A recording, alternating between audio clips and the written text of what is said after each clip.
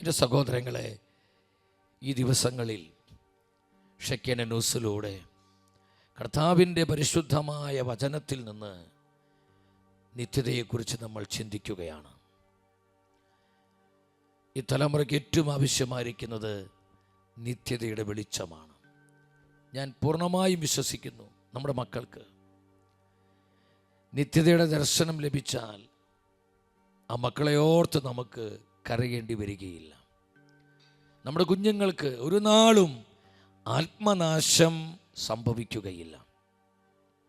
അവർ ലോകത്തിൻ്റെ ഏത് ദിക്കിലോ ഏത് രാജ്യത്തോ എത്രമാത്രം പാപം മ്ലേച്ഛതയുടെ നടുവിൽ ജീവിച്ചാലും നമ്മുടെ മക്കൾ വിശുദ്ധിയോടെ വിശ്വാസത്തിൽ ദൈവവചനത്തിൽ അടിസ്ഥാനമിട്ട് ജീവിക്കുന്ന കൃപയുടെ തലമുറയായിട്ട് മാറും. ഒരു വിശുദ്ധ തലമുറ നമുക്ക് വേണമെങ്കിൽ, ദൈവവചനത്തിൻ്റെ തലമുറയായി, സത്യവിശ്വാസത്തിൻ്റെ തലമുറയായി നമ്മുടെ തലമുറ വിശുദ്ധീകരിക്കപ്പെടണമെങ്കിൽ എൻ്റെ സഹോദരങ്ങളെ, നമ്മുടെ തലമുറയ്ക്ക് ആവശ്യം നിത്യതയുടെ വെളിച്ചമാണ്, നിത്യജീവൻ്റെ പ്രത്യാശയാണ്. ഇന്ന് പലപ്പോഴും ഈ ലോകത്തിൻ്റെ നിറങ്ങളും വർണ്ണങ്ങളും ഇമ്പങ്ങളാലും അനേക മനുഷ്യ മനസ്സുകളെ പിശാച് ബന്ധിതമാക്കിയിരിക്കുകയാണ്.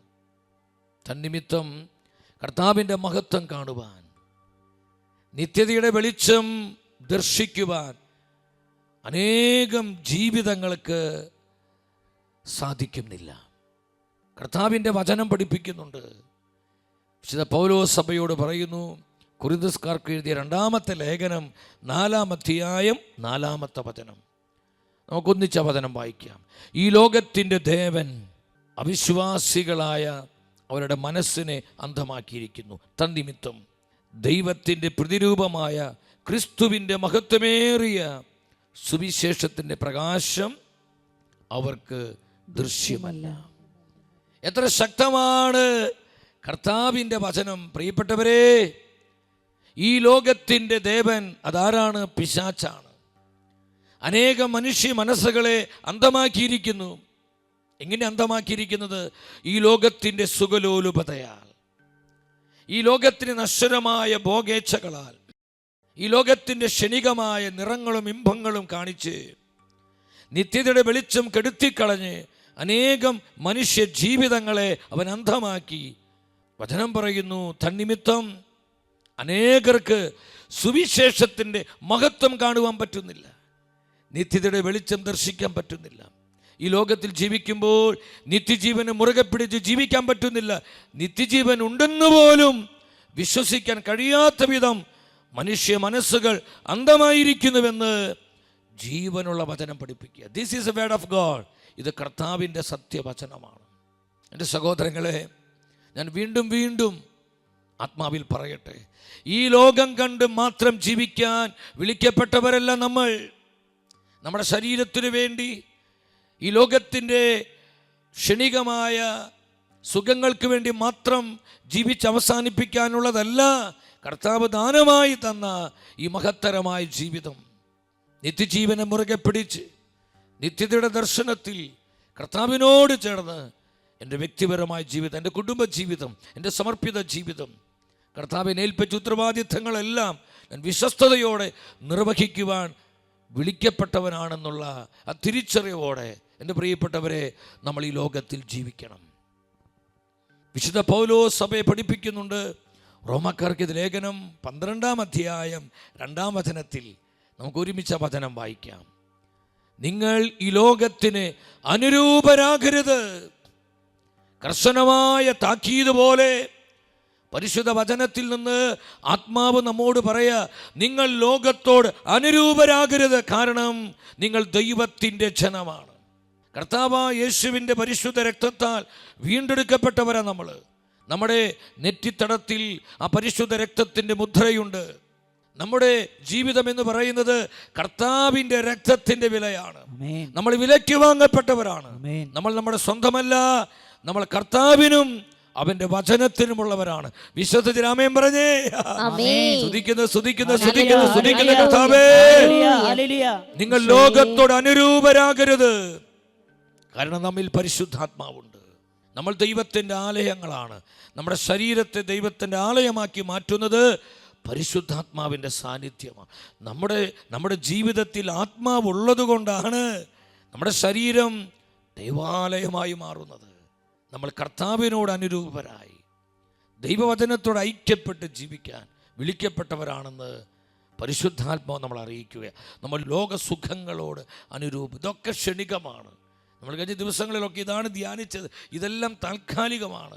ആവർത്തിച്ച് ഈ സത്യം വീണ്ടും വീണ്ടും ആത്മാവ് നമ്മളെ പഠിപ്പിക്കുന്നതിന് കാരണം, എൻ്റെ പ്രിയപ്പെട്ടവരെ, ഇത് അത്രമാത്രം പ്രാധാന്യമുള്ളതാണ്. പ്രാധാന്യമുള്ള സുവിശേഷ സത്യങ്ങളാണിത്. എന്താണ് ഈ ലോകത്തിൻ്റെ പ്രത്യേകത? ലോകമെന്ന് പറയുന്നത് ദൈവം സൃഷ്ടിച്ച മനോഹരമായ ഈ സൃഷ്ടപ്രപഞ്ചമല്ല, സിസ്റ്റം ഓഫ് ദ വേൾഡ്, ലോകത്തിൻ്റെ സംവിധാനങ്ങളാണ്. ഈ ലോകത്തിൻ്റെ സംവിധാനം കറപ്റ്റഡാണ്, പൊല്യൂട്ടഡാണ്. എല്ലാവിധ തിന്മകളാലും പാപത്തിൻ്റെ മ്ലേച്ഛതകളാലും ദുഷിപ്പുകളാലും ഇത് ആകെ കറപ്റ്റഡായിപ്പോയി. ആ സിസ്റ്റത്തോട് നിങ്ങൾ അനുരൂപരാകരുതെന്ന് പറയുന്നത്. ലോകം എന്താ പറയുന്നത്? നീ കള്ളു കുടിച്ചോ, നീ വ്യഭിചാരം ചെയ്തോ, നിന്റെ ശരീരം നിനക്ക് അവകാശപ്പെട്ടതാ, അത് നിനക്ക് ഇഷ്ടപ്പെട്ടതുപോലെ നീ ഉപയോഗിച്ചോ, ഈ ലോകത്തിൻ്റെ ഏത് സുഖഭോഗങ്ങൾ നീ ആസ്വദിച്ചോ, നീ എൻജോയ് ചെയ്തോ. ഇതാണ് ലോകത്തിന് പറയാനുള്ളത്. പരിശുദ്ധ വചനം പറയുന്നുണ്ട്, ഇത്തരത്തിലുള്ള വഞ്ചനാത്മകമായ ചിന്തകളാൽ ആരും നിങ്ങളെ വഴിതെറ്റിക്കാതിരിക്കട്ടെ. പ്രിയ ദൈവജനമേ, ഞാനും നീയും ഇത് മനസ്സിലാക്കണം. ഒരു ദൈവ പൈതലിനെ വചനം തരുന്ന മുന്നറിയിപ്പാണ്. വഞ്ചനാത്മകമായ വാക്കുകളാൽ, ചക്കര വാക്കുകളാൽ, ലോകത്തിൻ്റെ വക്രതയാർന്ന വാക്കുകളാൽ ആരും നിങ്ങളെ വഴിതെറ്റിക്കാതിരിക്കാൻ നിങ്ങൾ ശ്രദ്ധിച്ചുകൊള്ളുവിനെന്ന് ദൈവത്തിൻ്റെ വചനം ആവർത്തിച്ച് നിന്നോട് സംസാരിക്കുന്നു, നിന്നോട് പറയുന്നുണ്ട്, എന്നോടും പറയുന്നുണ്ട്.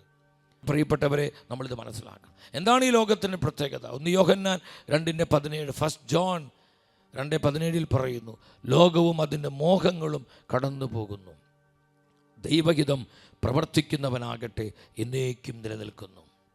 ലോകവും ലോകത്തിൻ്റെ സകലവിധ മോഹങ്ങളും ബിംബങ്ങളും നിറങ്ങളെല്ലാം കടന്നു പോകുന്നു. ഇതെല്ലാം നശ്വരമാണ്. നമ്മളിന്ന് കാണുന്ന ഈ കണ്ണഞ്ചിപ്പിക്കുന്ന കാഴ്ചകളും ഭൗതികമായി ഉള്ള ഈ സുഖങ്ങളും ഇതെല്ലാം കടന്നു പോകുമെന്ന് കർത്താവിൻ്റെ വചനം നമ്മൾ അറിയിക്കും. ഇതൊക്കെ ക്ഷണികമാണ് സഹോദരങ്ങളെ. ഈ കുമിള പോലെയാണ്. അത് വെറും താൽക്കാലികം, അല്പസമയത്തേക്ക് മാത്രമായിട്ടുള്ളതാണ്. വചനം പഠിപ്പിക്കും, ഇതെല്ലാം കടന്നു പോകും. എന്നാൽ കടന്നു പോകാത്തത് എന്താണ്? കർത്താവിൻ്റെ വചനം മാറിപ്പോകുന്നില്ല, ദൈവവചനത്തിന് മാറ്റമില്ല, സത്യവചനം പരാജയപ്പെടുന്നില്ല. ആരെല്ലാം വചനം അനുസരിക്കുന്നവോ അവർ നിലനിൽക്കുന്നു, ബാക്കിയെല്ലാം കടന്നു പോകുന്നു. ഹല്ലേലൂയ, ബാക്കിയെല്ലാം കടന്നു പോകുന്നു. എൻ്റെ പ്രിയപ്പെട്ടവരെ, ഈ സത്യം മനസ്സിലാക്കി നമ്മൾ ഈ ലോകത്തിൽ ജീവിക്കണം. നിത്യതയുടെ വെളിച്ചം നമ്മുടെ തലമുറകൾക്ക് നമ്മൾ പകർന്നു കൊടുക്കണം. നമ്മളായിരിക്കുന്ന ഇടങ്ങളിൽ ഈ വെളിച്ചം ഈ കാലഘട്ടത്തിന് നമ്മൾ നൽകണം. നമ്മൾ നിത്യജീവൻ്റെ പ്രേക്ഷിതരാണ്. നമ്മുടെ കുടുംബങ്ങൾ നിത്യജീവൻ്റെ പ്രേക്ഷിത കുടുംബങ്ങളാണ്. നിത്യജീവൻ അത് കർത്താവായ ഈശോ തന്നെയാണ്. ഈശോയാണ് നമ്മുടെ നിത്യജീവൻ. ഹെബ്രായ പുസ്തകം 9-ാം അധ്യായം 27-28 വചനങ്ങളിൽ നമ്മൾ കാണുന്നുണ്ട്, മനുഷ്യൻ ഒരു പ്രാവശ്യം മരിക്കണം, അതിനുശേഷം വിധി എന്ന് നിശ്ചയിക്കപ്പെട്ടിരിക്കുന്നു. എൻ്റെ സഹോദരങ്ങളെ, നമ്മുടെ കർത്താവ് മനുഷ്യവർഗത്തിനെ കൽപ്പിച്ചാക്കിയിട്ടുള്ള 2 നിയമനങ്ങളാണ് നമ്മൾ കണ്ടത്. ഒന്ന് മരണം ഉറപ്പാണ്. ജനിച്ചാൽ നമ്മൾ മരിക്കണം. നമുക്കാർക്കും അതിൽ ഒരു സംശയവുമില്ല. മരണം മാത്രമല്ല, മരണശേഷം വിധി, ആ സ്പോട്ടിൽ വിധി നടക്കുന്നുണ്ട്. പരിശുദ്ധ കത്തോലിക്ക സഭയുടെ മതബോധനം പഠിപ്പിക്കുന്നുണ്ട്, തനത് വിധി എന്ന് പറയുന്നു. രണ്ടാമത്, കർത്താവിന് പ്രത്യാഗമനത്തിൽ സംഭവിക്കുന്ന അന്ത്യവിധി, പൊതുവിധി. എന്നാൽ നമ്മുടെ മരണസമയത്ത് ആ സ്പോട്ടിൽ നമ്മൾ വിധിയുടെ മുൻപിൽ നിൽക്കേണ്ടി വരും. നമ്മൾ വിധിയിലൂടെ കടന്നു പോകും. അതിന് സഭ പറയുന്നതാണ് തനത് വിധി. പരിശുദ്ധ സഭ പഠിപ്പിക്കുന്നു, നമുക്കൊരു തനത് വിധിയുണ്ട് സഹോദരങ്ങളെ. തനത് വിധി മാത്രമല്ല, നമുക്ക് അന്ത്യവിധി, പൊതുവിധിയുണ്ട്. കത്തോലിക്ക സഭയുടെ മതബോധന ഗ്രന്ഥം 1040 പറയുന്നു, അന്ത്യവിധിയെക്കുറിച്ച്. ക്രിസ്തുവിൻ്റെ മഹത്വപൂർണ്ണമായ പ്രത്യാഗമനത്തിൽ അന്ത്യവിധിയുണ്ടാകും. ആ ദിവസവും മണിക്കൂറും പിതാവിന് മാത്രമേ അറിയാവൂ. അവിടുന്ന് മാത്രമാണ് ആ വരവിൻ്റെ നിമിഷം നിശ്ചയിക്കുന്നത്. അപ്പോൾ അവിടുന്ന് തൻ്റെ പുത്രനായ യേശുക്രിസ്തുവിലൂടെ ചരിത്രം മുഴുവൻ്റെയുമേൽ അന്തിമമായ വിധി പ്രസ്താവിക്കും. എത്ര ശക്തമായ ഭാഷയിലാണ് തിരുസഭ ഈ സത്യം നമ്മളെ പഠിപ്പിക്കുന്നത്. നമുക്കൊരു അന്ത്യവിധിയുണ്ട്. നമ്മുടെ മരണശേഷം ഉടനെ സംഭവിക്കുന്ന തനത് വിധിയുണ്ട്. തനത് വിധി, അന്ത്യവിധി, പൊതുവിധി. എൻ്റെ പ്രിയപ്പെട്ടവരെ, അപ്പോൾ വിധി എന്ന് പറയുന്നത് ഒരു കെട്ടുകഥയല്ല. കർത്താവ് നമ്മളത് പഠിപ്പിച്ചിരിക്കുന്നു. അപ്പോസ്തലന്മാരത് പറഞ്ഞിരിക്കുന്നു. തിരുസഭ നമ്മളെ പഠിപ്പിക്കുന്നു. സഭാപിതാക്കന്മാരത് വിശ്വസിക്കുന്നു. നമുക്കൊരു വിധിയുണ്ട്. എല്ലാവരും ഉച്ചത്തിൽ നിന്ന് പറഞ്ഞേ, നമുക്കൊരു വിധിയുണ്ട്. പറഞ്ഞേ, നമുക്കൊരു വിധിയുണ്ട്. നമുക്കൊരു വിധിയുണ്ട്. നമുക്കൊരു വിധിയുണ്ട്. നമ്മളെല്ലാവരും ഈ വിധിയിലൂടെ കടന്നു പോകേണ്ടവരാണ്. ഇത് കർത്താവിൻ്റെ നീതിയാണ് സഹോദരങ്ങളെ. ഈ വിധി എന്ന് പറയുന്നത് കർത്താവിൻ്റെ നീതിയാണ്. കർത്താവിൻ്റെ നീതിയാണ്. അപ്പോൾ ഒന്നാമതായി നമുക്കൊരു വിധിയുണ്ട്. രണ്ടാമതായി നമുക്കൊരു ദിനമുണ്ട്, ജഡ്ജ്മെന്റ്. നമുക്കൊരു വിധി ദിനമുണ്ട്. കർത്താവിൻ്റെ പരിശുദ്ധ വചനം പഠിപ്പിക്കുന്നു. അപ്പോസ്തല പ്രവർത്തനങ്ങൾ 17-ാം അധ്യായം 31-ാം വചനത്തിൽ എന്താണ് വചനം പറയുന്നത്? എന്തെന്നാൽ താൻ നിയോഗിച്ചിരിക്കുന്ന ഒരു മനുഷ്യൻ വഴി ലോകത്തെ മുഴുവൻ നീതിയോടെ വിധിക്കാൻ അവിടുന്ന് ഒരു ദിവസം നിശ്ചയിച്ചിരിക്കുന്നു. എത്ര ശക്തമാണ് വചനം! അവിടുന്ന് ഒരു ദിവസം നിശ്ചയിച്ചിരിക്കുന്നു നമ്മളെ നീതിയോടെ വിധിക്കുവാൻ, ഓരോ ജീവിതത്തെയും നീതിയോടെ വിധിക്കുവാൻ ഒരു വിധി ദിനം നമുക്കായി നിശ്ചയിക്കപ്പെട്ടിരിക്കുന്നു. എൻ്റെ സഹോദരങ്ങളെ, നമുക്കൊരു വിധി മാത്രമല്ല, നമുക്കൊരു വിധി ദിനമുണ്ട്.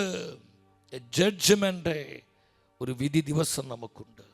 ഒന്നാമത് നമ്മൾ മനസ്സിലാക്കണം, നമുക്കൊരു വിധി കർത്താവുണ്ട്. ഒരു ഉച്ചത്തിൽ പറഞ്ഞേ, നമുക്കൊരു വിധി കർത്താവുണ്ട്. പറഞ്ഞേ, നമുക്കൊരു വിധി കർത്താവുണ്ട്. നീതിമാനായ ന്യായാധിപൻ, നീതിമാനായ ന്യായാധിപൻ, അവനാണ് നമ്മുടെ വിധി കർത്താവ്. അത് നമ്മുടെ കർത്താവായ യേശുവാണ്. നമ്മുടെ കർത്താവ് നമ്മളെ സുഖപ്പെടുത്തുന്നവനാണ്. അവൻ നമ്മുടെ രക്ഷയാണ്. അവൻ നമ്മുടെ സൗഖ്യമാണ്. അവൻ വിശ്വസ്തനാണ്. കർത്താവ് പരിശുദ്ധനാണ്. കർത്താവ് മഹത്വപൂർണനാണ്. നമ്മുടെ കർത്താവ് സ്നേഹവും ശാശ്വതവുമായ കാരുണ്യമുള്ളവനാണ്. എന്നാൽ മറക്കരുത്, നമ്മുടെ കർത്താവ് നീതിമാനായ ന്യായാധിപനാണ്. അവൻ നമ്മുടെ വിധി കർത്താവാണ്. അവൻ നമ്മുടെ വിധി കർത്താവാണ്. Is our judge. അവൻ നമ്മുടെ വിധി കർത്താവാണ്. ഓ, എത്ര ശക്തമാണ് ദൈവത്തിൻ്റെ വചനം! പലപ്പോഴും നമ്മളിത് ചിന്തിക്കുന്നില്ല. നമ്മളെ സുഖപ്പെടുത്തുന്ന കർത്താവ്, നമ്മളെ ശുദ്ധീകരിക്കുന്ന കർത്താവ്, നമ്മളെ അനുഗ്രഹിക്കുന്ന കർത്താവ്, നമ്മളെ രക്ഷിക്കുന്ന കർത്താവ്, അതിലൊരു സംശയവുമില്ല. എന്നാൽ മറക്കരുത്, അത് മാത്രമല്ല നമ്മുടെ കർത്താവ്, അവൻ നമ്മുടെ ന്യായാധിപനാണ്. ഹീസ് അവർ ജഡ്ജ്. അവൻ നമ്മുടെ വിധി കർത്താവാണെന്ന് പരിശുദ്ധ വചനം വ്യക്തമായി പഠിപ്പിക്കുന്നു. കർത്താവിൻ്റെ സഭ നമ്മെ പഠിപ്പിക്കുന്നു.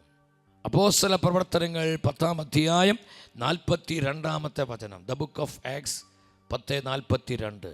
ജീവിച്ചിരിക്കുന്നവരുടെയും മരിച്ചവരുടെയും വിധി കർത്താവായി ദൈവം നിയോഗിച്ചിരിക്കുന്നവൻ അവനാണ് എന്ന് ജനങ്ങളോട് പ്രസംഗിക്കാനും സാക്ഷ്യം വഹിക്കാനും ഞങ്ങൾക്ക് കൽപ്പന നൽകി. വിധി കർത്താവായി ദൈവപിതാവ് അവനെ കർത്താവായി യേശുവിനെ നിയോഗിച്ചിരിക്കുന്നു. അവൻ നമ്മുടെ വിധി കർത്താവാണ്. വിശുദ്ധ യോഹന്നാന്റെ സുവിശേഷം 5-ാം അധ്യായം 22-ാമത്തെ തിരുവചനം 5:22. ഭയഭക്തി ആദരവോടെ നിങ്ങളെ വചനം വായിച്ച്, പിതാവ് ആരെയും വിധിക്കുന്നില്ല, വിധി മുഴുവനും അവിടുന്ന് പുത്രനായ യേശുവിനെ ഏൽപ്പിച്ചിരിക്കുന്നു. വിധി മുഴുവൻ ഈശോയെ ഏൽപ്പിച്ചിരിക്കുന്നു. ഹല്ലേലൂയ. അപ്പോൾ നമ്മുടെ വിധി കർത്താവ് ആരാണ്? നമ്മുടെ കർത്താവായ യേശുവാണ്. വചനം പഠിപ്പിക്കുന്നു, യേശുവാണ് നമ്മുടെ വിധി കർത്താവ്. അവൻ നമ്മുടെ ന്യായാധിപനാണ്. 5-ാം അധ്യായം 27-ാം വചനത്തിൽ 22 മാത്രമല്ല 27-ാമത്തെ വചനം നിങ്ങൾ ഉച്ചത്തിൽ വായിച്ച്, യോഹന്നാൻ 5:27 എന്താ പറയുന്നത്? മനുഷ്യപുത്രനായതുകൊണ്ട് വിധിക്കാനുള്ള അധികാരവും അവന് നൽകിയിരിക്കുന്നു. വിധിക്കാനുള്ള അധികാരവും കർത്താവിന് നൽകപ്പെട്ടിരിക്കുന്നു. വിശ്വസിച്ച് ആമേൻ പറഞ്ഞേ. ആമേൻ. വിധിക്കാനുള്ള പൂർണ്ണമായ അധികാരം ആരുടെ കരങ്ങളിലാണ്? നമ്മുടെ കർത്താവ് യേശുവിന്റെ കരങ്ങളിലാണ്. പ്രിയ ദൈവത്തിന്റെ പൈതലേ, അവൻ നിന്റെ വിധി കർത്താവാണ്. അവൻ നിന്റെ വിധി കർത്താവാണ്. നമ്മുടെ സൗഖ്യദായകൻ, നമ്മുടെ പരിപാലകൻ, നമ്മളെ സുഖപ്പെടുത്തുന്നവൻ, നമ്മുടെ ഇടയൻ, അവൻ വിശ്വസ്തനായ രാജാവ്, നാഥന്മാരുടെ നാഥൻ. ഇതെല്ലാം ആയിരിക്കുമ്പോൾ തന്നെ വചനം വീണ്ടും പഠിപ്പിക്കുന്നു, അവൻ നമ്മുടെ ന്യായാധിപൻ കൂടിയാണ്, വിധി കർത്താവ്. വിധി മുഴുവൻ കർത്താവിൻ്റെ കരങ്ങളിൽ ഏൽപ്പിക്കപ്പെട്ടിരിക്കുന്നത്. ഈ ഒരു അവബോധത്തോടെ നമ്മൾ കർത്താവിനോട് ചേർന്ന് ജീവിക്കണം സഹോദരങ്ങളെ. നമ്മളൊരു വിധിയെയും ഭയപ്പെടേണ്ട. ആരാണ് വിധിയെ ഭയപ്പെടാതെയുള്ളവർ? കർത്താവിനോട് ഐക്യപ്പെട്ട് ജീവിക്കുന്നവർക്കാണ്. ജീവിതം ക്രിസ്തുവായിട്ടുള്ളവരെ ഒരു വിധിയെയും ഭയപ്പെടേണ്ട. എന്നാൽ എൻ്റെ ജീവിതം ക്രിസ്തുവിലാണോ? എൻ്റെ ജീവിതം കർത്താവിനോട് ചേർന്നാണോ? എൻ്റെ ജീവിതം പരിശുദ്ധ വചനത്തിൽ അടിസ്ഥാനമിട്ട ജീവിതമാണോ എന്ന് നമ്മൾ പരിശോധിക്കുവാനാണ് ഷെക്കേന ന്യൂസിലൂടെ ഈ ഒരു ശുശ്രൂഷ ആത്മാവ് നമുക്കായി നൽകിയിരിക്കുന്നത്. വിശ്വസിച്ച് ആമേൻ പറഞ്ഞേ. ആമേൻ. ഹല്ലേലൂയ, ഹല്ലേലൂയ. കർത്താവേ സ്തുതിക്കുന്നു, സ്തുതിക്കുന്നു, സ്തുതിക്കുന്നു, സ്തുതിക്കുന്നു, സ്തുതിക്കുന്നു. എൻ്റെ സഹോദരങ്ങളെ, നമുക്കൊരു വിധി മാത്രമല്ല, വിധി ദിനം മാത്രമല്ല, വിധി കർത്താവ് മാത്രമല്ല, നമുക്കൊരു നീതിപീഠമുണ്ട്. ആ നീതിപീഠത്തിന് മുൻപിൽ നമ്മളെല്ലാം നിൽക്കേണ്ടി വരും. ആ നീതിപീഠത്തിന് മുൻപിൽ നീ നിൽക്കേണ്ടി വരും, ഞാൻ നിൽക്കേണ്ടി വരും. ഈ ലോകത്തിലെ സകല മനുഷ്യരും, ആർക്കും അതിൽ ഒഴികഴിവില്ല സഹോദരങ്ങൾ. എത്ര ഉന്നതനാണെങ്കിലും, എത്ര കഴിവുള്ളവനാണെങ്കിലും, സമ്പത്തുള്ളവനാണെങ്കിലും, പാണ്ഡിത്യമുള്ളവനാണെങ്കിലും, ലോകസ്വാധീനമുള്ളവനാണെങ്കിലും, നമ്മൾ ആര് തന്നെയാണെങ്കിലും ഈ നീതിപീഠത്തിന് മുൻപിൽ സകല മനുഷ്യരും നിൽക്കേണ്ടി വരുമെന്ന് കർത്താവിൻ്റെ വചനം അറിയിക്കുകയാണ്. സഭാപ്രസംഗിൻ്റെ പുസ്തകം 12-ാം അധ്യായം 14-ാം വചനം. എന്താ വചനം പറയുന്നത്? നല്ലതോ ചീത്തയോ ആയ ഏത് നിഗൂഢ പ്രവൃത്തിയും ദൈവം നീതിപീഠത്തിന് മുൻപിൽ കൊണ്ടുവരും. നീതിപീഠത്തിൻ്റെ മുൻപിൽ കൊണ്ടുവരും. നീതിപീഠത്തിന് മുമ്പിൽ കൊണ്ടുവരും. എൻ്റെ സഹോദരങ്ങളെ, നമുക്കൊരു നീതിപീഠമുണ്ട്. അവിടെ റെക്കമെൻഡേഷൻ ഇല്ല, കൈക്കൂലി കൊടുക്കാൻ പറ്റില്ല, അവിടെ ആരെയും സ്വാധീനിക്കാൻ പറ്റുകയില്ല. ഈ ലോകത്തിൻ്റെ എന്തെങ്കിലും വസ്തുവകകളോ, ലോകത്തിൽ നമ്മൾ പലപ്പോഴും ശ്രേഷ്ഠമായി കാണുന്ന പല ഗിഫ്റ്റുകൾ കൊടുത്തിട്ടൊന്നും അവിടെ കർത്താവിനെ സ്വാധീനിക്കാൻ പറ്റില്ല. വിധി കർത്താവിനെ, ജഡ്ജിനെ, വിധി പറയുന്ന ന്യായാധിപനെ കൈക്കൂലി കൊടുത്ത് മയക്കാൻ പറ്റുന്ന ആ പരിപാടി ലോകത്തിൽ അതൊന്നും അവിടെ ഇല്ല സഹോദരങ്ങളെ. No recommendation. നമ്മളെല്ലാവരും ഈ നീതിപീഠത്തിന് മുമ്പിൽ നിൽക്കും. നീതിയോടെ കർത്താവ് നിന്നെ വിധിക്കും, എന്നെ വിധിക്കുമെന്ന് വചനം പഠിപ്പിക്കുക. നീതിയോടെ കർത്താവ് നമ്മളെ വിധിക്കും. അവൻ നീതിമാനായ ദൈവമാണ്, നീതിയുള്ള വിധി കർത്താവാണ്. അനീതിയില്ല, മുഖപക്ഷമില്ല. അവനെ സ്വാധീനിക്കാൻ പറ്റില്ല, കൈക്കൂലി കൊടുത്ത് അവനെ മയക്കാൻ പറ്റത്തില്ല. അവൻ നീതിയോടെ നമ്മളെ വിധിക്കുമെന്ന് വചനം പറയുന്നു.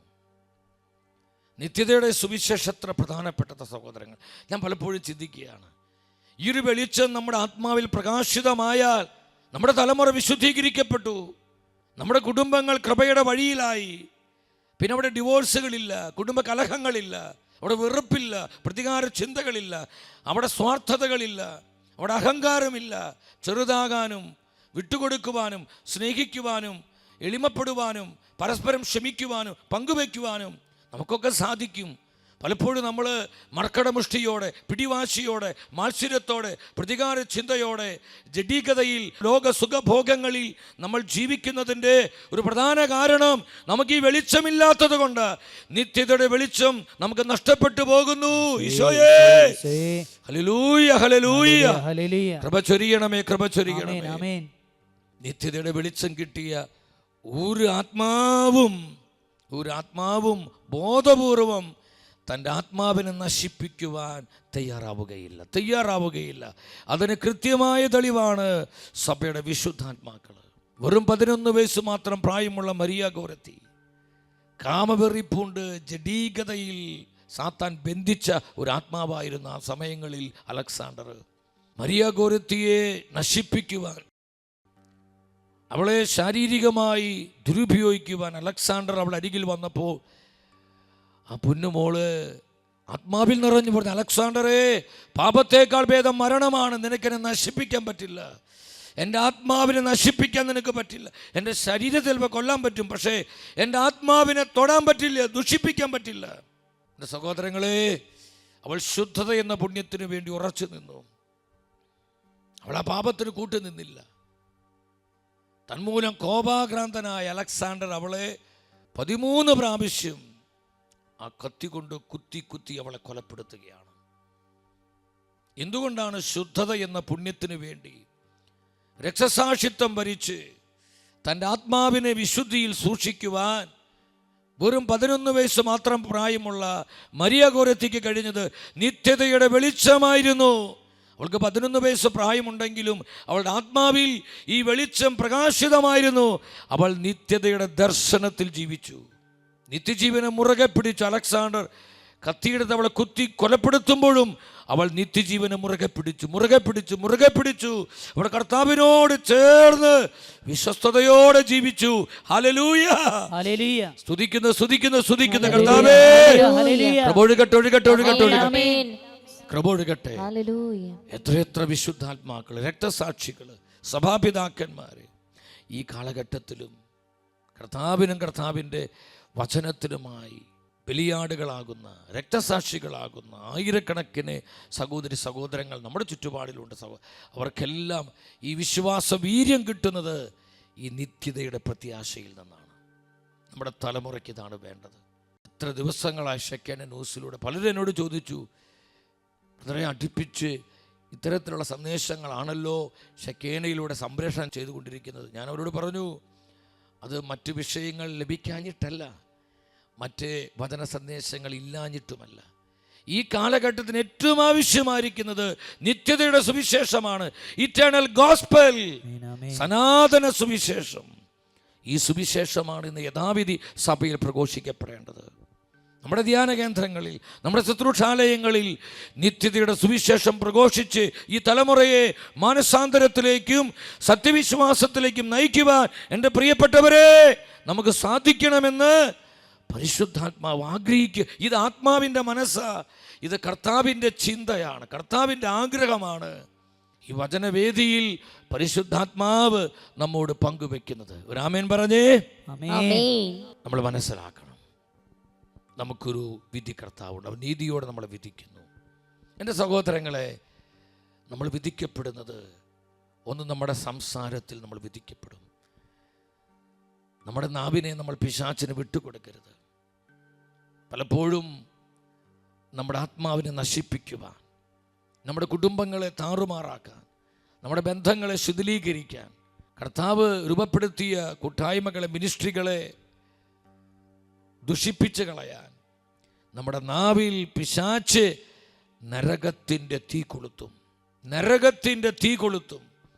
പരദൂഷണമായി, ഏശനികളായി, അപവാദങ്ങളായി, മുറിപ്പെടുത്തുന്ന വാക്കുകളായി, കുറ്റപ്പെടുത്തുന്ന വാക്കുകളായി, വെറുപ്പിൻ്റെ, വൈരാഗ്യത്തിൻ്റെ, മത്സരത്തിൻ്റെ വാക്കുകൾ, ഇതെല്ലാം നരകത്തിൻ്റെ തീയ. അങ്ങനെ നരകത്തിൻ്റെ തീനാവാക്കി നമ്മൾ പോലും അറിയാതെ പിശാച് നമ്മുടെ ജീവിതത്തെ ട്വിസ്റ്റ് ചെയ്യും.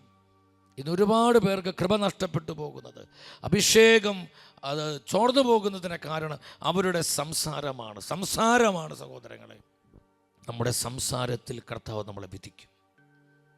കൃപയോടെ സംസാരിക്കുക. നമുക്ക് അരിശൊക്കെ വരും, ചിലത് നമ്മൾ അരിശപ്പെടണം. പക്ഷേ അരിശത്തിൽ, ആ മുൻകോപത്തിൽ നമ്മൾ മാസങ്ങളോളം ജീവിക്കരുത്. അത് വെറുപ്പിൽ നിന്നല്ല. ഒരു അപ്പൻ, ഒരു അമ്മ തൻ്റെ മക്കളെ ശാസിക്കണം.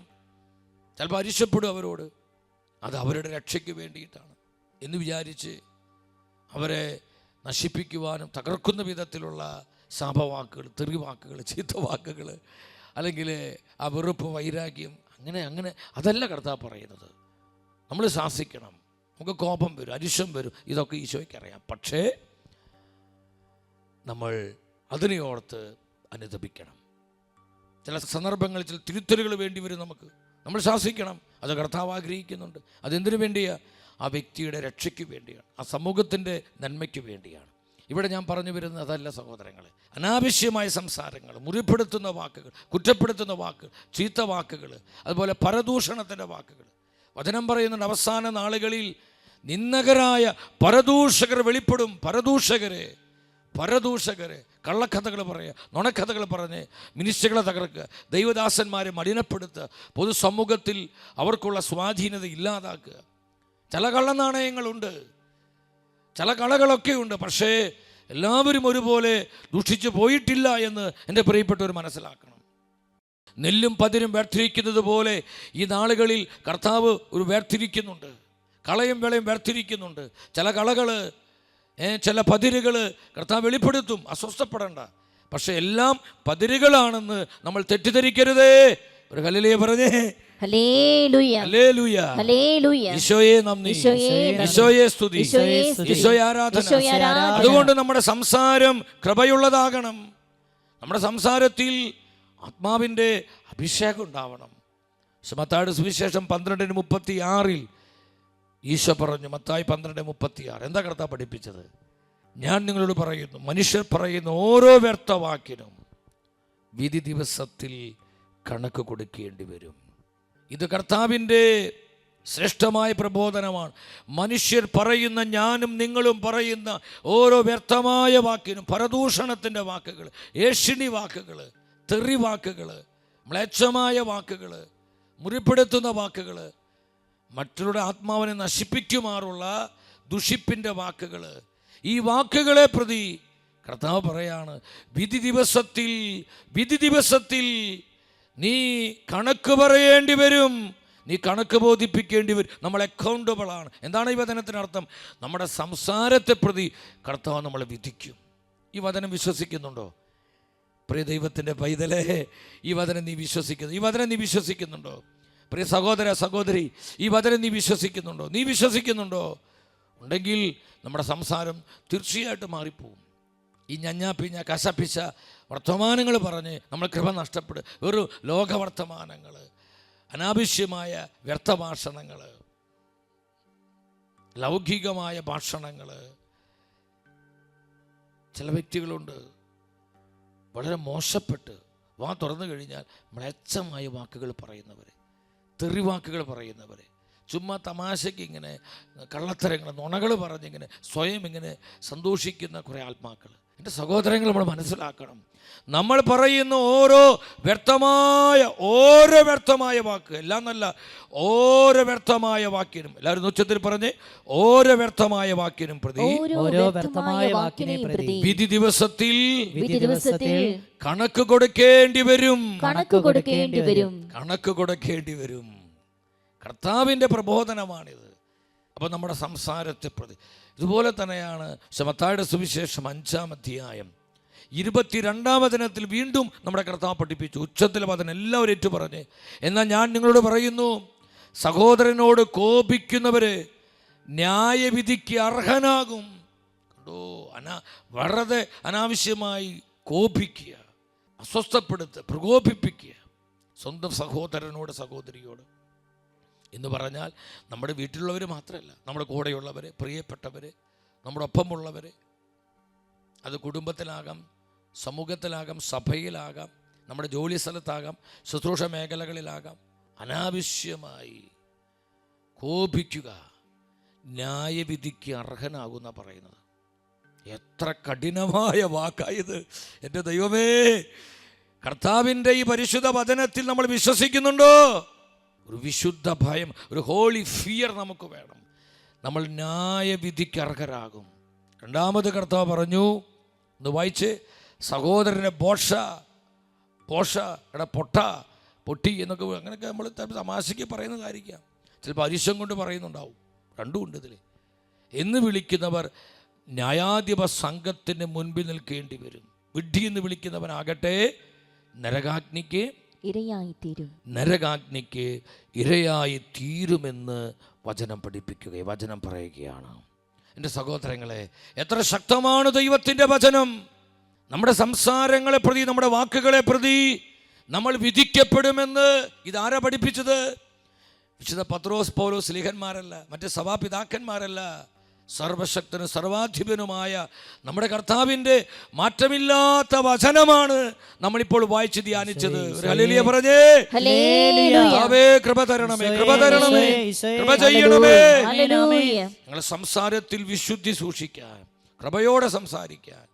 അതുകൊണ്ടാണ് പൗലോസ് പറയുന്നത്, സഭയെ പഠിപ്പിക്കുകയാണ്. എഫെസസ്കാർക്കുള്ള ലേഖനം 4-ാം അധ്യായം അവിടെ പൗലോസിലേക്ക് പറയാണ്. എന്താ പറയുന്നത്? 29-ാമത്തെ വാക്യം വായിച്ച്. 29. നിങ്ങളുടെ അധരങ്ങളിൽ നിന്ന് തിന്മയുടെ വാക്കുകൾ, അശുദ്ധമായ വാക്കുകൾ, മ്ലേച്ഛമായ വാക്കുകൾ, തെറി വാക്കുകൾ, കുറ്റപ്പെടുത്തുന്ന വാക്കുകൾ പുറപ്പെടാതിരിക്കട്ടെ. കേൾവിക്കാർക്ക് ആത്മീയ ചൈതന്യം പ്രദാനം ചെയ്യുന്നതായി അവരുടെ ഉന്നതിക്ക് ഉതകും വിധം നല്ല കാര്യങ്ങൾ സന്ദർഭമനുസരിച്ച് സംസാരിക്കുവിൻ. ദൈവത്തിൻ്റെ പരിശുദ്ധ വചനം പറയുന്നു, നമ്മളെങ്ങനെ കേൾവിക്കാർക്ക് ആത്മീയ ചൈതന്യം പകരുന്ന വിധത്തിൽ നമ്മൾ സംസാരിക്കണം. എൻ്റെ സഹോദരങ്ങളെ, നമ്മൾ സംസാരത്തിൽ പ്രകോപിപ്പിക്കരുതെന്ന് വചനം പഠിപ്പിക്കുകയാണ്. ഒരു സെക്കൻഡ് എല്ലാവരും എഴുന്നേറ്റ് നിന്ന് ഈ കൃപയ്ക്ക് വേണ്ടി നമ്മൾ പ്രാർത്ഥിക്കുക. കർത്താവിനോട് പ്രാർത്ഥിക്കുക സഹോദരങ്ങളെ. വിശുദ്ധ ഭയത്തോടെ ആദരവോടെ കർത്താവിൽ എഴുന്നേറ്റ് നിൽക്കണം. അനാവശ്യമായി നമ്മൾ സംസാരിക്കരുത്. നമ്മുടെ നാവിനെ നമ്മൾ ദുരുപയോഗിക്കരുത്. അശുദ്ധിക്ക് വേണ്ടി വിട്ടുകൊടുക്കരുത്. നമ്മുടെ അധരം കൃപയുള്ള അധരമാകണം. നമ്മുടെ അധരത്തിൽ വചനമുണ്ടാകണം. അനോയിന്റിങ്, അഭിഷേകത്തോടെ നീ സംസാരിക്കണം. കേൾക്കുന്നവർക്ക് ആത്മീയ ചൈതന്യം ലഭിക്കുമാറ് നിന്റെ സംസാരത്തെ പ്രതി നമ്മൾ വിധിക്കപ്പെടും. ഇത് കെട്ടുകഥയല്ല. വിധി എന്ന് പറയുന്നത് ഒരു തമാശയല്ല സഹോദരങ്ങളെ. നമ്മുടെ സംസാരത്തെ പ്രതി കർത്താവ് എന്നെയും നിന്നെയും വിധിക്കുമെന്ന് നമ്മൾ സുവിശേഷത്തിൽ ഇപ്പോൾ ധ്യാനിച്ചു. നമുക്ക് പ്രാർത്ഥിക്കാം, കർത്താവേ കൃപ ചെയ്യണമേ. അറിഞ്ഞും അറിയാതെയും വന്നുപോയി എല്ലാ തെറ്റുകുറ്റങ്ങളെ ഓർത്ത് മാപ്പ് ചോദിക്കണം. അനുതാപത്തോടെ കണ്ണുനീരോടെ പ്രാർത്ഥിക്കുക. നമ്മുടെ കുടുംബങ്ങളിൽ ദൈവകൃപ നിറയട്ടെ. നമ്മുടെ കുടുംബ ബന്ധങ്ങളിൽ ആത്മാവിന്റെ അഭിഷേകം വ്യാപരിക്കട്ടെ. ഒരു അപ്പൻ എന്ന നിലയിൽ, ഒരു അമ്മ എന്ന നിലയിൽ, ഒരു ഭർത്താവ് എന്ന നിലയിൽ, ഒരു ഭാര്യ എന്ന നിലയിൽ, ഒരു മകൻ, ഒരു മകൾ എന്ന നിലയിൽ, ഒരു സമർപ്പിതി എന്ന നിലയിൽ, ഒരു വന്യ വൈദികൻ എന്ന നിലയിൽ, കർത്താവിനെ വിളിക്കപ്പെട്ട ഒരു ജീവിതം എന്ന നിലയിൽ കൃപയാൽ വിശുദ്ധീകരിക്കപ്പെടുക, ദൈവകൃപയാൽ പൊതിയപ്പെടുക. നമ്മുടെ തലമുറകൾ വിശുദ്ധ തലമുറകളാകാൻ, വചനത്തിന്റെ തലമുറകളാകാൻ ഇരുകരമുയർത്തി എല്ലാം മറന്ന് നമ്മൾ ഒന്നിച്ച് വിളിക്കുന്നു, ഈശോയേ. ഒഴുകട്ടെ, ആയിരങ്ങളിലേക്ക് അഭിഷേകം ഒഴുകട്ടെ. അനേകം കുടുംബങ്ങളിലേക്ക് ഒഴുകട്ടെ. സമർപ്പിത സമൂഹങ്ങളിലേക്ക്, ലോകരാജ്യങ്ങളിലേക്ക്, എല്ലാ ജനപദങ്ങളിലേക്കും കർത്താവിൽ നിന്ന് കൃപ ഒഴുകട്ടെ, അഭിഷേകം ഒഴുകട്ടെ. ഇതാ ദൈവശക്തി വ്യാപരിക്കുന്നു. അത്ഭുതകരമായ അഭിഷേകം വെളിപ്പെടുന്നു. കെട്ടുകൾ പൊട്ടുന്നു, ബന്ധനങ്ങൾ അഴിയുന്നു. അനേക മനുഷ്യ മനസ്സുകളെ കർത്താവ് നിത്യയുടെ വെളിച്ചത്താൽ പ്രകാശിപ്പിക്കുന്നു. ഹല്ലേലൂയ, ഹല്ലേലൂയ. സ്തുതിക്കുന്നു. ഒഴുകട്ടെ. അഭിഷേകം നിറയട്ടെ. ഹല്ലേലൂയ, ഹല്ലേലൂയ. നന്ദി കർത്താവേ, നന്ദി കർത്താവേ, നന്ദി. അഭിഷേകം. ഈശോയെ നന്ദി. പാപബോധത്താൽ ജനം കരഞ്ഞിടട്ടെ. ഹല്ലേലൂയ, ഹല്ലേലൂയ. കർത്താവേ, അനുതാപം തരണമേ, മനസ്സാന്തരം തരണമേ. ഞങ്ങളെ വിശുദ്ധീകരിക്കണമേ, ഞങ്ങളെ കഴുകണമേ, ഞങ്ങളെ ശുദ്ധി ചെയ്യണമേ. നിത്യതയുടെ ദർശനം തരണമേ. ആമേൻ, ആമേൻ. കരങ്ങളടിച്ച്, ശക്തിയോടെ കരങ്ങളടിച്ച് എല്ലാവരും പോരാ, എല്ലാവരും ഒന്നിച്ച് ഞങ്ങളായിരിക്കുന്നിടത്ത് കരമടിച്ച് കൃപയോടെ പാടി സ്തുതിക്കുന്നു. ആമേൻ, ആമേൻ. പാപബോധത്താൽ ജനം കരഞ്ഞിടട്ടെ, നീതിബോധത്താൽ ജനം നിറഞ്ഞിടട്ടെ. പാപബോധത്താൽ ജനം കരഞ്ഞിടട്ടെ, നീതിബോധത്താൽ ജനം നിറഞ്ഞിടട്ടെ. ന്യായവിധിയുണ്ടെന്ന് ഓർത്തിടട്ടെ, ആത്മമാരി എങ്ങുമേ പെയ്തിടട്ടെ. ന്യായവിധിയുണ്ടെന്ന് ആ ബോധ്യത്തോടെ ജീവിക്കട്ടെ. നിനക്കൊരു വിധിയുണ്ട്, ഒരു വിധി കർത്താവുണ്ട്. ന്യായവിധിയുണ്ടെന്ന് ഓർത്തിടട്ടെ, ആത്മമാരി എങ്ങുമേ പെയ്തിടട്ടെ. ന്യായവിധിയുണ്ടെന്ന് ഓർത്തിടട്ടെ, ആത്മമാരി എങ്ങുമേ പെയ്തിടട്ടെ. അവൻ നല്ലവനല്ലോ, ദയ എന്നുമുള്ളത് അവൻ വല്ലഭനല്ലോ, സ്തുതി എന്നും അവനെ. അവൻ നല്ലവനല്ലോ, ദയ എന്നുമുള്ളത് അവൻ വല്ലഭനല്ലോ സ്തുതിയെന്നും അവന്. അവൻ നല്ലവനല്ലോ ദയയെന്നുമുള്ളത്, അവൻ വല്ലഭനല്ലോ സ്തുതിയെന്നും അവന്. അവൻ നല്ലവനല്ലോ ദയയെന്നും കൃപ ഒഴുകട്ടെ. വല്ലഭനല്ലോ സ്തുതിയെന്നും അവന്. കർത്താവ് പകരുന്ന കൃപയെ സ്വീകരിച്ചുകൊണ്ട് ഇരുകരങ്ങൾ ഉയർത്തി ഒന്നിച്ചു വിളിക്കുന്നു, യേശുവേ, Jesus, Jesus. Hallelujah, hallelujah, hallelujah. കൃപ ഒഴുകട്ടെ, ഒഴുകട്ടെ. കർത്താവേ, കരങ്ങൾ നീട്ടി അങ്ങയുടെ ജനത്തെ അനുഗ്രഹിക്കണമേ, അവരുടെ ജനത്തെ സുഖപ്പെടുത്തണമേ, അവരുടെ ജനത്തെ വിശുദ്ധീകരിക്കണമേ, നവീകരിക്കണമേ, അഭിഷേകം ചെയ്യണമേ. ഒന്നിച്ചു വിളിക്കുന്നു ഈശോയെ, ജീസസ്, ജീസസ്. സ്തുതിക്കുന്നു, സ്തുതിക്കുന്നു, സ്തുതിക്കുന്നു, സ്തുതിക്കുന്നു. കർത്താവേ, സ്തുതിക്കുന്നു. സ്തുതി. Thank you Jesus. ഞങ്ങളുടെ സംസാരം കൃപയിലായിരിക്കാം. ഞങ്ങളുടെ അധരങ്ങളെ വിശുദ്ധീകരിക്കണമേ, ഞങ്ങളുടെ നാവിനെ ശുദ്ധീകരിക്കണമേ. ഞങ്ങളുടെ നാവിലേക്ക് അഭിഷേകം ഇറങ്ങട്ടെ. ഞങ്ങളുടെ നാവിലുള്ള എല്ലാ അശുദ്ധികളും അത് ശുദ്ധീകരിക്കപ്പെടട്ടെ. കർത്താവിന്റെ നാവ് പോലെ ആകട്ടെ, വിശുദ്ധിയുള്ള നാവാകട്ടെ, കൃപയുള്ള നാഥനമാകട്ടെ. Thank you Jesus, thank you Jesus. ആമേൻ, ആമേൻ. എൻ്റെ സഹോദരങ്ങളെ, നമ്മുടെ കർത്താവിൻ്റെ വചനം എത്ര ജീവനുള്ള വചനമാണ്. ജെറമിയ പ്രവചനം 15-ാം അധ്യായം 19-ാം വചനത്തിൽ പരിശുദ്ധ വചനം പറയുന്നുണ്ട്. The book of Jeremiah chapter 15 verse 19. കർത്താവ് അരുളി ചെയ്യുന്നു, നീ തിരിച്ചു വന്ന് എൻ്റെ സന്നിധിയിൽ വന്നാൽ നിന്നെ ഞാൻ പുനഃസ്ഥാപിക്കാം. വിലകെട്ടവ പറയാതെ, വിലകെട്ടവ പറയാതെ. നമ്മുടെ നാവ് കൃപയുടെ നാവാണ്. എൻ്റെയും നിൻ്റെയും അധരം ഇത് അഭിഷേകമുള്ള അധരമാകണം. വിലകെട്ടവ പറയാനുള്ളതല്ല നമ്മുടെ നാവ്. നമ്മൾ കഴിഞ്ഞ സമയത്ത് കണ്ടു, വ്യർത്ഥമായ ഓരോ വാക്കിനെ പ്രതി വിധി ദിവസത്തിൽ നീ കണക്ക് പറയേണ്ടി വരുമെന്ന് കർത്താവിൻ്റെ വചനം നമ്മളെ പഠിക്കും. This is A word of God. ഇത് വചനമാണ്. നീ വിശ്വസിച്ചാൽ നിനക്ക് നല്ലത്, നീ വിശ്വസിച്ചില്ലെങ്കിൽ നിനക്ക് തന്നെ നഷ്ടം. ഇത് അപ്പനെ പരിപാടിയ സഹോദരങ്ങളെ. ആര് വിശ്വസിക്കുന്നുവോ അവർക്കത് കൃപയായിട്ട് മാറും. അതുകൊണ്ട് ഈശോ പഠിപ്പിച്ചത്, വിശ്വസിക്കുന്നവർക്ക് നിത്യജീവനുണ്ട്. വിശ്വസിക്കുന്നവർക്കാണ് കർത്താവിൻ്റെ വചനത്തിൽ, സഭയിൽ, സഭയുടെ സത്യപ്രബോധനങ്ങളിൽ ആര് വിശ്വസിക്കുന്നുവോ അവർക്കാണ് നിത്യജീവനുള്ളത്. നമ്മൾ ഈ സത്യം മനസ്സിലാക്കണം.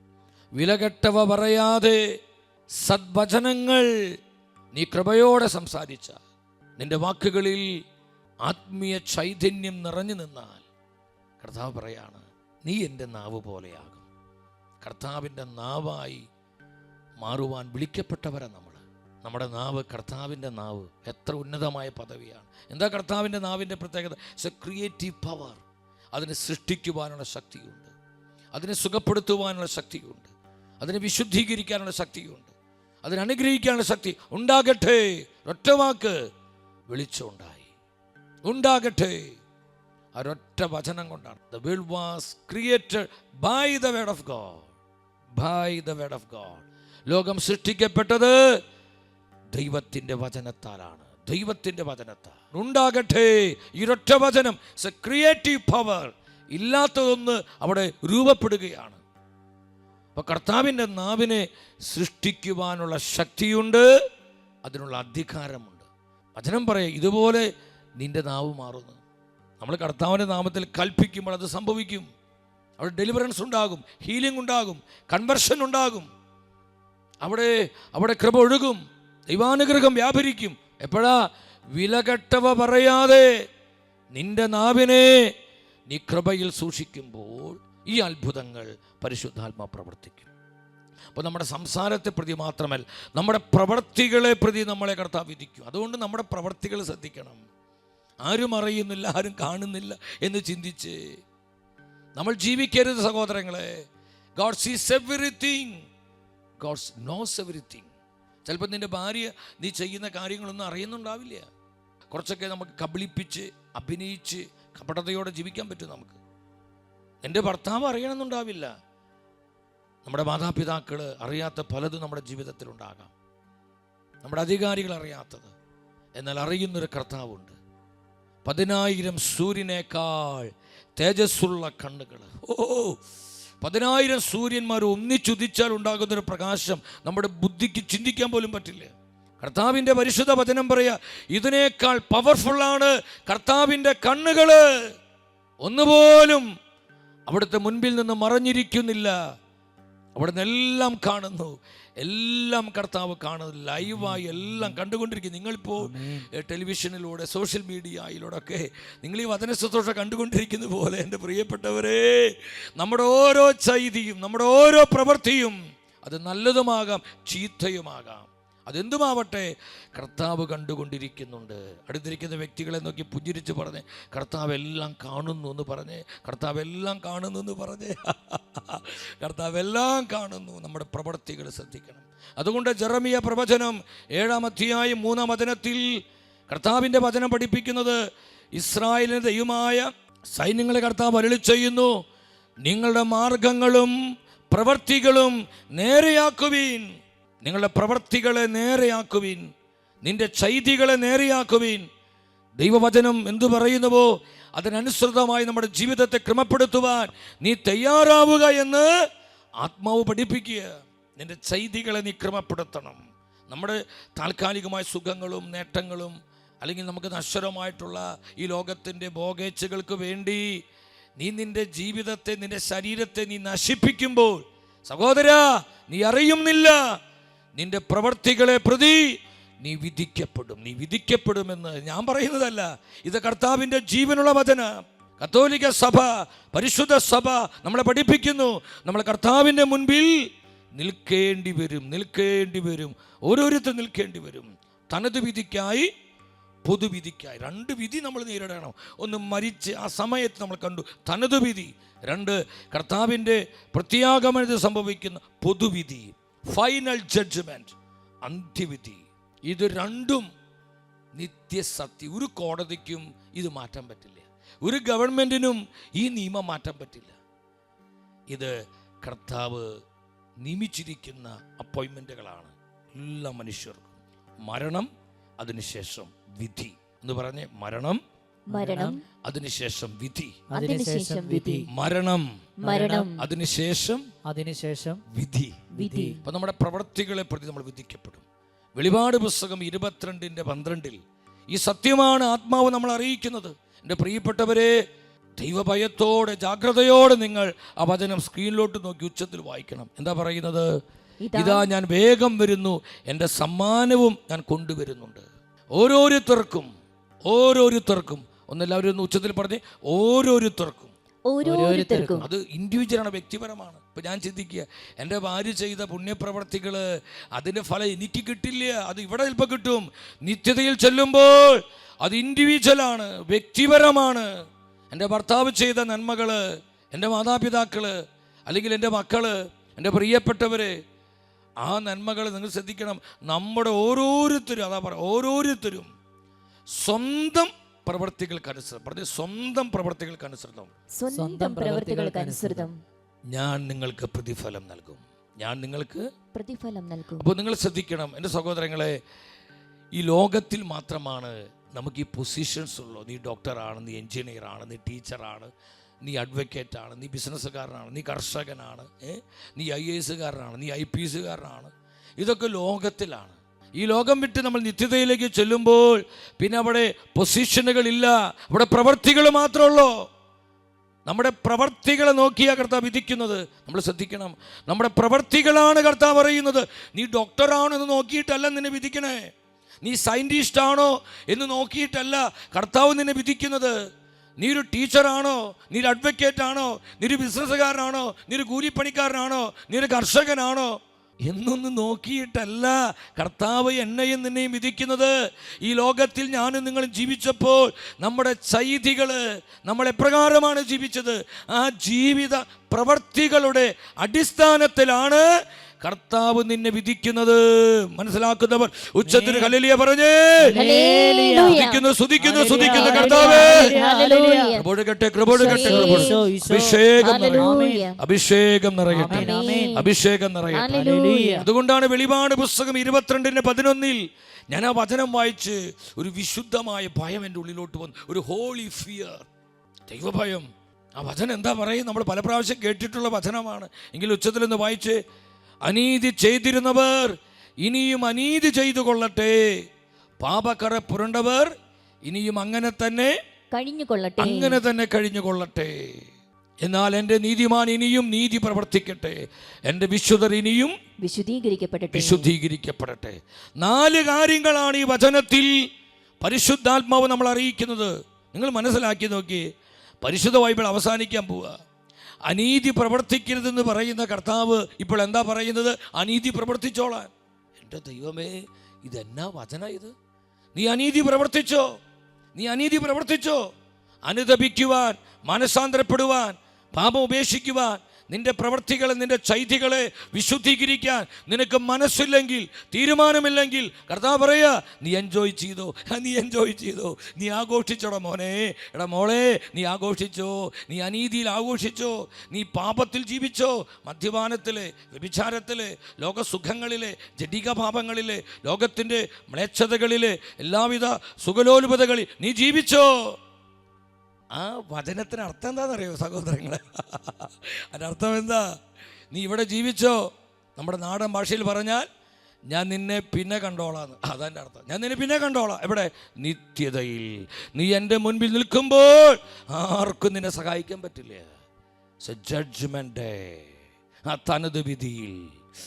ദൈവമേ, കൂട്ടുകൂടി കുടിച്ച് നടന്ന ഒരു കൂട്ടുകാരും കൂടെ ഉണ്ടാവില്ല. നിൻ്റെ ഭാര്യ, നിൻ്റെ ഭർത്താവ്, നിൻ്റെ മക്കൾ, നിൻ്റെ അപ്പൻ, നിൻ്റെ അമ്മ, നമ്മൾ ധ്യാനിപ്പിച്ച ധ്യാനഗുരു, നമ്മുടെ വികാരിയച്ഛൻ, നമ്മുടെ അധികാരികൾ, ആരും കൂടെയില്ല. ഞാനും കർത്താവും മാത്രം. ആ രംഗം ഒന്ന് ചിന്തിച്ച് നോക്കി. നിങ്ങൾ ഒന്ന് ചിന്തിച്ച്, കർത്താവിനെ ന്യായാസനത്തിന് മുൻപിൽ നമ്മൾ നിൽക്കുകയാണ്. സഭയിലെ വലിയൊരു വിശുദ്ധയായ അമ്മ ത്രേസ്യ, ആവിലയിൽ അമ്മ ത്രേസ്യ. അവൾ സഭയുടെ ഡോക്ടറാണ്, വേദപരംഗതയാണ് സഭയുടെ. അമ്മ ത്രേസ്യ പറഞ്ഞൊരു കാര്യമുണ്ട്. അമ്മ ത്രേസ്യ മരണക്കിടക്കയിൽ കിടക്കുമ്പോൾ കൊച്ചു സിസ്റ്റേഴ്സ് അമ്മയുടെ ചുറ്റും നിന്ന് ഇങ്ങനെ വേദനയോടെ പ്രാർത്ഥിക്കുകയാണ്. അമ്മ ത്രേസ്യ പറഞ്ഞു, ഇങ്ങനെ പ്രാർത്ഥിച്ചുകൊണ്ടിരിക്കുമ്പോൾ കൊച്ചു സിസ്റ്റേഴ്സ് ചോദിച്ചു, അമ്മയ്ക്ക് മരിക്കാൻ പേടിയാണോ അമ്മേ? അമ്മയ്ക്ക് മരണഭയമാണോ? മരിക്കാൻ അമ്മയ്ക്ക് പേടിയാണോ?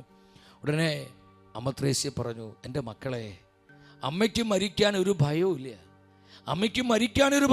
പക്ഷേ ഈ മരണ വിനാഴികയിൽ അമ്മ ചിന്തിക്കുന്നത്, ഈ ലോകത്തിൽ അമ്മ ജീവിച്ചപ്പോൾ അമ്മയ്ക്ക് കർത്താവ് അനുവദിച്ച ഒരുപാട് സാധ്യതകളുണ്ട്, ഒരുപാട് സാഹചര്യങ്ങളുണ്ട്. അമ്മ ചിന്തിക്കുന്നത്, ഞാൻ ചെയ്യാതെ പോയ നന്മകൾ, എനിക്ക് ചെയ്യാമായിരുന്നിട്ടും എൻ്റെ ഉപേക്ഷ മൂലം, എൻ്റെ അലസത മൂലം, എൻ്റെ അശ്രദ്ധ മൂലം, എൻ്റെ മടി മൂലം ഞാൻ ചെയ്യാതെ പോയ ഒരുപാട് നന്മകളുണ്ട്. മക്കളെ, ഇതിനെക്കുറിച്ച് അമ്മ ചിന്തിക്കുമ്പോൾ, കർത്താവിൻ്റെ ന്യായാസനത്തിന് മുൻപിൽ അമ്മ നിൽക്കുമ്പോൾ, അമ്മ ചെയ്യേണ്ട നന്മകൾ പലതും ചെയ്തിട്ടില്ല എന്ന് ഓർക്കുമ്പോൾ ഒരു വിശുദ്ധ ഭയം അമ്മയുടെ ഉള്ളിലേക്ക് വരിക. മക്കളെ, ഇതിനെ പ്രതിയാണ് അമ്മ കരയണേന്ന്. ആരാ പറയുന്നത്? ഇത്രയും വിശുദ്ധിയോടെ ജീവിച്ച അമ്മ ത്രേസ്യ പറയുക. അപ്പോൾ നമ്മുടെയൊക്കെ അവസ്ഥ എന്താവും സഹോദരങ്ങളെ? നമ്മുടെയൊക്കെ അവസ്ഥ എന്താകും? എന്തോരം നന്മകൾ നമ്മൾ തള്ളിക്കളഞ്ഞു. അലസത മൂലം, അശ്രദ്ധ മൂലം, നമ്മുടെ ഉദാസീനത മൂലം നമ്മൾ ഒത്തിരി അവഗണിച്ചു കളഞ്ഞിട്ടുണ്ട്. കർത്താവിൻ്റെ വചനം പറയുന്നു കൊണ്ട് ശ്രദ്ധിക്കണം. നീ അനീതി ചെയ്തോ, നീ പാപത്തിൽ ജീവിച്ചോ, നിനക്കൊരു വിധിയുണ്ടെന്ന് നീ മറക്കണ്ട. എന്തോരം വചനം കർത്താവ് നമ്മളെ കേൾപ്പിച്ചു. എത്ര ധ്യാനത്തിൽ നമ്മൾ പങ്കെടുത്തു. എന്തോരം തിരുവചന സത്യങ്ങൾ ഈശോ നമ്മളെ പഠിപ്പിച്ചു. എന്നിട്ടും നമ്മുടെ ജീവിതത്തെ ക്രമപ്പെടുത്തുവാനും കർത്താവിനോട് ചേർന്ന് ജീവിക്കുവാനും അനുതാപത്തിൻ്റെ, മാനസാന്തരത്തിൻ്റെ, വിശുദ്ധിയുടെ ജീവിതം നയിക്കാൻ നമുക്ക് മനസ്സില്ലെങ്കിൽ കർത്താവ് പറയുക, നീ ഉല്ലസിച്ചോ, നീ പാപത്തിൻ്റെ ആ നൈമിഷിക സുഖങ്ങളിൽ ജീവിച്ചോ, പക്ഷെ നിനക്കൊരു വിധിയുണ്ടെന്ന് നീ മറക്കരുത്. എന്നാൽ കർത്താവിനെ സ്നേഹിക്കുന്നവരോട് ഈശോ പറയാ, എൻ്റെ നീതിമാന്മാർ ഇനിയും നിങ്ങളിത് കണ്ട് അസ്വസ്ഥപ്പെടേണ്ട, നിങ്ങളെ തന്നെ നീതീകരിക്കുക, എൻ്റെ വിശുദ്ധർ ഇനിയും വിശുദ്ധീകരിക്കപ്പെടട്ടെ. എത്ര നാൾ നമ്മളെ തന്നെ വിശുദ്ധീകരിക്കേണ്ടത്? നമ്മളെ തന്നെ വിശുദ്ധീകരിക്കേണ്ടത്? നമ്മുടെ അവസാന ശ്വാസം വരെ. എൻ്റെ വിശുദ്ധർ ഇനിയും വിശുദ്ധീകരിക്കപ്പെടട്ടെ, നാളെയും വിശുദ്ധീകരിക്കപ്പെടട്ടെ, മറ്റന്നാളും വിശുദ്ധീകരിക്കപ്പെടട്ടെ, അടുത്ത മാസവും വിശുദ്ധീകരിക്കപ്പെടട്ടെ, അടുത്ത വർഷവും വിശുദ്ധീകരിക്കപ്പെടട്ടെ, ജീവിത അവസാനം വരെ വിശുദ്ധീകരിക്കപ്പെടട്ടെ. മനസ്സിലായി? ഒരു ആമേൻ പറഞ്ഞേ. ഹല്ലേലൂയ, ഹല്ലേലൂയ. കർത്താവേ, നന്ദിയോടെ സ്തുതിക്കുന്നു. എൻ്റെ പ്രിയപ്പെട്ടവരെ, ഈ യാഥാർത്ഥ്യം നിങ്ങൾ മനസ്സിലാക്കുക. നമ്മുടെ പ്രവൃത്തികളെ പ്രതി നമ്മൾ വിധിക്കപ്പെടും. അതിൻ്റെ അവസാന ഭാഗത്തോട്ട് ഞാൻ നിങ്ങൾ വരികയാണ്. നിങ്ങൾ ശ്രദ്ധിക്കണം. അതുകൊണ്ട് നമ്മൾ ഈ ലോകത്തിൽ നമ്മൾ ജീവിക്കുമ്പോൾ നമ്മുടെ പ്രവൃത്തികൾ എപ്രകാരമുള്ളതാണെന്ന് ചിന്തിക്കണം. താൽക്കാലിക നേട്ടത്തിന് വേണ്ടി, താൽക്കാലിക സുഖത്തിന് വേണ്ടി എൻ്റെ സഹോദരങ്ങളെ നമ്മൾ പരിശുദ്ധാത്മാവിനെ വേദനിപ്പിക്കരുത്. ദൈവവചനത്തോട് ഡിസൊബീഡിയൻ്റ് ആകരുത്, അനുസരണക്കേട് കാണിക്കരുത്, അവിശ്വസ്തത കാണിക്കരുത്, അവിശ്വസ്തത കാണിക്കരുത്. കുടുംബജീവിതത്തിൽ, സമർപ്പിത ജീവിതത്തിൽ, വൈദിക ജീവിതത്തിൽ, ഏകാവസ്ഥ ജീവിതത്തിൽ, ദൈവം വിളിച്ചിരിക്കുന്ന ജീവിത വിളിയിൽ അവിശ്വസ്തത കാണിക്കരുത്. അവിശ്വസ്തരുടെ പാദങ്ങൾ ഞാൻ തകിടം മറിക്കുന്ന കർത്താവ് പറയുന്നത്. അവിശ്വസ്തരെ എനിക്ക് വെറുപ്പാണെന്ന കർത്താവ്. വെറുപ്പെന്ന് പറയുന്നത് നീരസല്ല, അത് കർത്താവിൻ്റെ ഹൃദയത്തെ വേദനിപ്പിക്കുന്നു, സങ്കടപ്പെടുത്തുന്നു എന്ന വചനം പഠിപ്പിക്കുന്നത്. പൗലോസ്ലിക സഭയോട് പറയുന്നുണ്ട്, കൊരിന്ത്യർക്കാർക്ക് എഴുതിയ 1-ാമത്തെ ലേഖനം 3:12. ഈ അടിസ്ഥാനത്തിന്മേൽ ആരെങ്കിലും സ്വർണമോ വെള്ളിയോ രത്നങ്ങളോ തടിയോ പുല്ലോ വൈക്കോലോ ഉപയോഗിച്ച് പണിതാലും ഓരോരുത്തരുടെയും പണി പരസ്യമാകും. കർത്താവിൻ്റെ ദിനത്തിൽ അത് വിളംബരം ചെയ്യും. അഗ്നിയാൽ അത് വെളിവാക്കപ്പെടും. ഓരോരുത്തരുടെയും പണി ഏത് തരത്തിലുള്ളതാണെന്ന് അഗ്നി തെളിയിക്കും. കണ്ടോ, ഒരു ക്വാളിറ്റി ടെസ്റ്റ് കർത്താവ് നടത്തുക. ആ നീതിപീഠത്തിന് മുൻപിൽ നമ്മൾ നിൽക്കുമ്പോൾ നമ്മുടെ ജീവിത ചൈതികൾ കർത്താവ് പരിശോധിക്കുന്നത് അഗ്നിയാലാണ്, തീ. പണ്ടൊക്കെ നമ്മൾ ഈ വസ്ത്രങ്ങൾ വാങ്ങാനായിട്ട്, ഇപ്പോൾ കുറേയൊക്കെ മാറി, വസ്ത്രങ്ങൾ വാങ്ങാൻ നമ്മൾ തുണിക്കടയിലോട്ട് ചെല്ലുമ്പോൾ അവിടെ എൻ്റെ കുഞ്ഞുനാളിലൊക്കെ ഞാൻ കണ്ടിട്ടുണ്ട്, അവിടെ ഒരു തിരി കത്തിച്ച് വെച്ചിട്ടുണ്ടായിരിക്കും. എന്തിനാണെന്നറിയോ? ഇത് നൈലോണാണോ അത് കോട്ടൺ തുണിയാണോ, അതിൻ്റെ ക്വാളിറ്റി ചെക്ക് ചെയ്യാനാണ്. അപ്പോൾ അതിൻ്റെ ഒരു നൂലെടുത്ത് നമ്മൾ ഈ തിരിയിലോട്ട് ഇങ്ങനെ വെറുതെ അതിലൊരു കത്തിക്കുമ്പോൾ നൈലോൺ ആണെങ്കിൽ അതിങ്ങനെ ഉരുകി പോകും. കോട്ടൺ തുണി ആണെങ്കിൽ അപ്പം തന്നെ അത് ചാരമായി പോകും. അപ്പോൾ കോട്ടൺ ആണോ നൈലോൺ ആണോ അതിൻ്റെ ക്വാളിറ്റി ചെക്കിംഗ് ആണ്. ഇതുപോലെ നമ്മുടെ പ്രവർത്തികൾ അഗ്നിയാൽ കർത്താവ് പരിശോധിക്കും. അവിടെയാണ് നമ്മുടെ മോട്ടീവ് മനസ്സിലാക്കുന്നത്. എല്ലാം പുറത്തേക്ക് വരും സഹോദരങ്ങളെ. അവിടെ ഒളിച്ചു വെക്കാൻ പറ്റില്ല, അവിടെ ഹൈഡ് ചെയ്യാൻ പറ്റില്ല. കർത്താവ് എല്ലാം നീതിപീഠത്തിൽ വെളിപ്പെടുത്തുമെന്ന് വചനം പഠിപ്പിക്കുന്നുണ്ട്. നിങ്ങൾ മനസ്സിലാക്കണം. അഗ്നി തെളിയിക്കും. അതുകൊണ്ട് നമ്മുടെ പണി എങ്ങനെയുള്ളതാണ്, നമ്മൾ എങ്ങനെയാണ് ജീവിക്കുന്നത്, നമ്മുടെ ജീവിതം എങ്ങനെയാണ്, നമ്മുടെ ചൈതികൾ എങ്ങനെയാണ്. നമ്മൾ സ്വർണം കൊണ്ടാണോ പണിയുന്നത്, നമ്മൾ രത്നങ്ങൾ കൊണ്ടാണോ പണിയുന്നത്, നമ്മൾ വജ്രങ്ങൾ കൊണ്ടാണോ പണിയുന്നത്, അതോ നമ്മുടെ പണി പുല്ലുകൊണ്ടാണോ? ഈ പുല്ലിലോട്ട് തീ വന്ന എന്തായിരിക്കും? ഒട്ട കത്തില്ല. അത് കഴിച്ചാറായി. വൈക്കോലാണെങ്കിലോ ഇത് തന്നെ, തടിയാണെങ്കിലോ കത്തും, സ്വർണ്ണമാണെങ്കിലോ അത് കരിഞ്ഞു പോവില്ല, രത്നങ്ങൾ കരിഞ്ഞു പോവില്ല. എൻ്റെ സഹോദരങ്ങളെ, അത് കിട്ടാൻ നമുക്ക് ബുദ്ധിമുട്ടുണ്ട്. അത് ആഴത്തിൽ കുഴിച്ചെടുക്കണം. സ്വർണ്ണഖനികളൊക്കെ അതാണ്. ഈ കാർബണാണ് അത് സ്വർണമായിട്ട് മാറുന്നത്. അതെങ്ങനെയാണ് കാർബൺ മാറുന്നത്? ഒരു ഭാഗത്ത് നിന്ന് പ്രഷർ, ഒരു ഭാഗത്ത് നിന്ന് ഹീറ്റ്, ഈ ചൂടും പ്രഷറും കാർബൺ ഇങ്ങനെ പ്രസ് ചെയ്യുമ്പോൾ, ഞെരുക്കുമ്പോൾ, അത് വർഷങ്ങളോളം അത് വരുമ്പോൾ ഈ കാർബൺ പിന്നെ എന്തായി മാറുന്നു? കാർബൺ സ്വർണമായിട്ട് മാറുകയാണ്. ഇതുപോലെ നമ്മുടെ ജീവിതങ്ങളെ വിശുദ്ധീകരിക്കാൻ നമ്മുടെ ഈ ലോക ജീവിതത്തിൽ, നമ്മുടെ വിശ്വാസ ജീവിതത്തിൽ സഹനങ്ങൾ തരും, കഷ്ടതകൾ തരും, കണ്ണുനീരുകൾ തരും. ഇതൊക്കെ പ്രഷറാണ്. എന്തിനാ? ഈ കരിക്കട്ട സ്വർണമായിട്ട് മാറാൻ. ഒരു ഹല്ലേലൂയ പറഞ്ഞേ. അതുകൊണ്ട് അനുദിന ജീവിതത്തിൽ ഉണ്ടാകുന്ന സഹനങ്ങളെ ഓർത്ത് നമ്മൾ കരിക്കട്ടകളാ.